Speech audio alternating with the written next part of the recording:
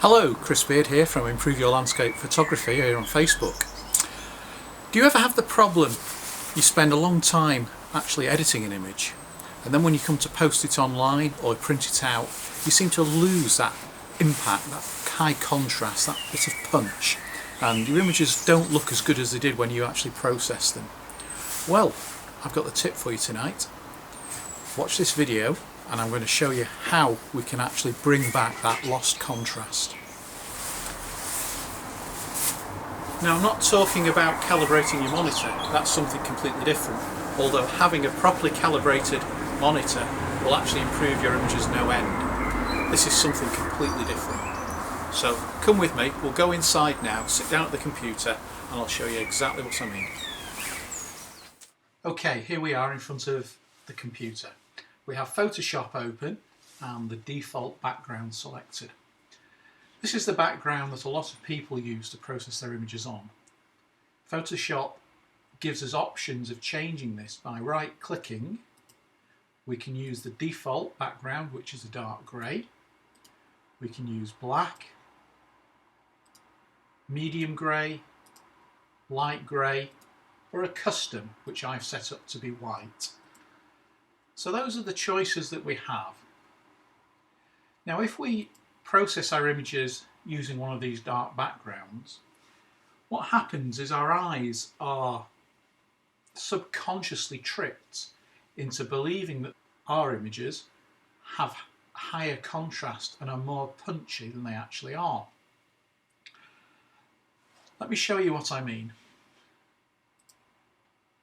Take an image here of the Carmelite Dome in Malta. Now, if we view this image against a black background, I've just put a white key line around it just to make it stand out so we know that the limitations of the image.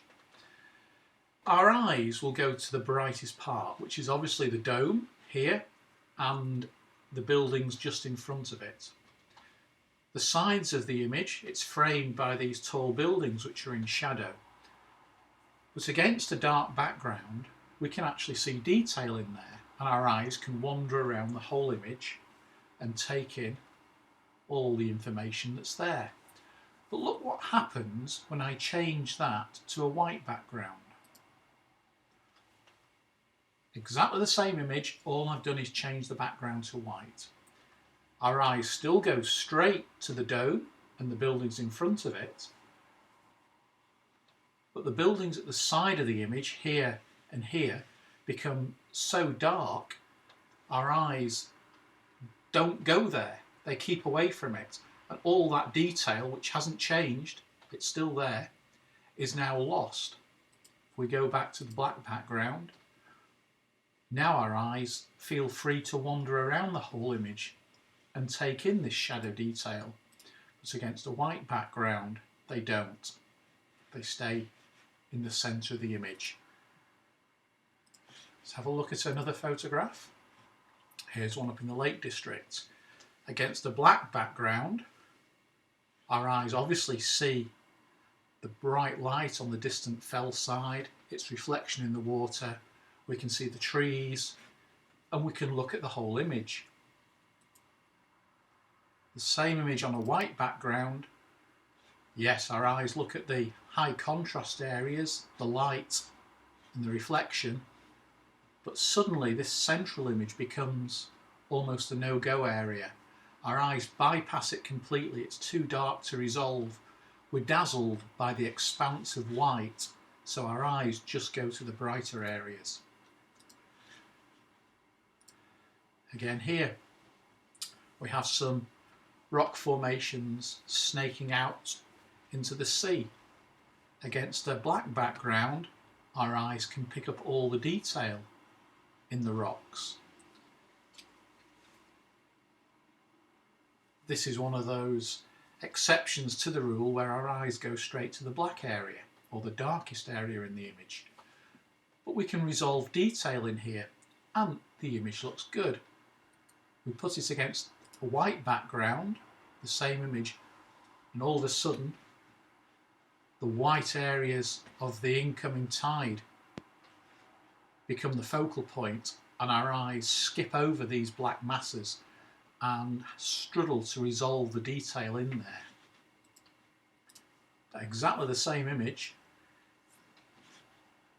Finally, one that I posted on the group a couple of days ago, the Bridge of Sighs in Venice. Against a dark background, we can look into the dark areas and resolve detail. We can see the bright areas, but against a white background, all of a sudden these areas become no-go places for our eye, and we focus purely on the brightest part of the image. So how does that help us in reality, now we know that effect is taking place? Well, if we consider our images, many of us like to display them online. Are they going to be displayed against a white background? If we have a website, is our background of our website going to be white, or is it going to be black? If we sell our images or print them out and hang them on our walls, are our walls going to be black, or are they going to be white? Well, I would argue that the majority of walls are going to be a light colour, aren't they? So if we're processing our images against a black background or even the default dark grey background, and we're adjusting the contrast levels in our image to suit that background, once they go on our wall at home against a white background or magnolia or whatever colour it is, then suddenly we start to lose contrast.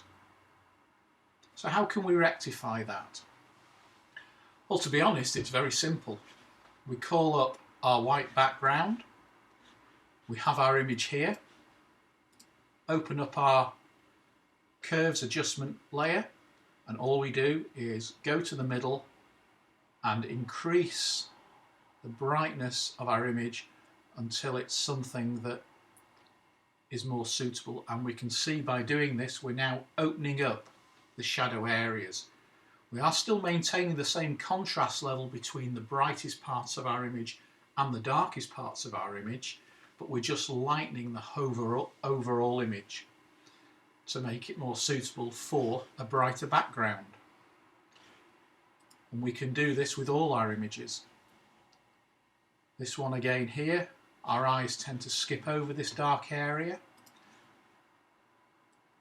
but by increasing the overall brightness of our image, we're now putting detail back in here that our eyes can actually go to and focus on and resolve.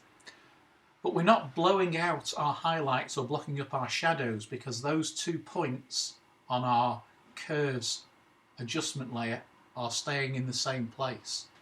All we're adjusting are those tones in between the black point and the white point. And it works for all our images. Once again, we can see this image is composed mainly of dark tones, but we can just lift those if we're going to display this against a light background, just enough until those tones start to come back. If we want to be more clever, maybe come down to the dark areas and just lift those dark tones. And we get the same contrast ratio between our lights and our darks, but the image now starts to become more as we perceived it during our processing on a dark background. It becomes more like that on a light background. And the final one is the Carmelite dome here. Once again, just raise it slightly and bring detail back into our shadow areas. And if we feel the lights are going too bright, maybe just bring that down a touch.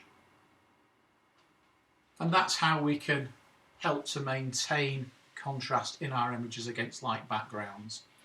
So when we print them out, we're going to have a mount around them before they're going on the walls. So we can take that into account as well. So just that one simple trick there, and shows that we don't always have to display our images against black backgrounds to make them look good. We can now start to use white mounts and display them on white backgrounds, and they will still retain that punchy contrast. So I hope that helps you, something for you to think about and play about with in your images. So this is Chris Beard from Improve Your Landscape Photography here on Facebook. Hope you enjoyed it. See you again soon. Bye.